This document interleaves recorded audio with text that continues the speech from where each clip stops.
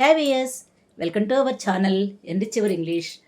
ఈరోజు క్లాసులో మనము మొత్తము డూ డస్ డిడ్ మూడు ఉపయోగించి ఎలా చేస్తాము అనేటటువంటి కొన్ని సెంటెన్సెస్ ప్రాక్టీస్ కోసం తీసుకుందామండి.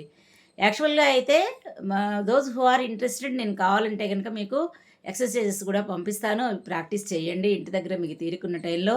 ఎందుకంటే గ్రామర్ వినటానికి బాగుంటుంది కానీ పేపర్ మీద పెట్టేటప్పటికి తెలియకుండా రాసేటప్పుడు తప్పులు దొరుకుతాయి.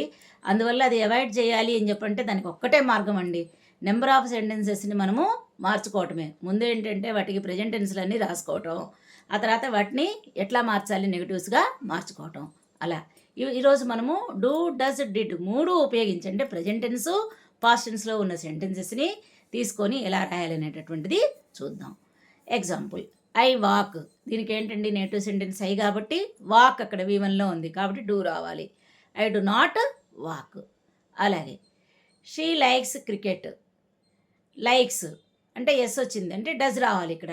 She does not like cricket. అలాగే he wrote a novel, wrote అనేటటువంటిది ఏంటి V2 ఉంది కాబట్టి ఇక్కడ మనకి ఏం రావాలి, డిడ్ రావాలి. కాబట్టి he did not write a novel. అలాగే థీవ్స్ బ్రోక్ ద విండో, దొంగలు విండోని పగలగొట్టారు. Thieves did not break the window. ఖచ్చితంగా కాంజుగేషన్స్ అనేవి ఖచ్చితంగా వచ్చి ఉండాలి, అప్పుడే మనం కరెక్ట్గా రాయగలుగుతాము. అలాగే వీ ప్లే టెన్నిస్, ప్లే V1లో ఉంది కాబట్టి ఏం రావాలి, డూ రావాలి. We do not play tennis. అలాగే షీ డాన్స్డ్ ఎస్టర్డే, డాన్స్డ్ V2లో ఉంది కాబట్టి ఏం రావాలి, డిడ్ రావాలి. She did not dance yesterday.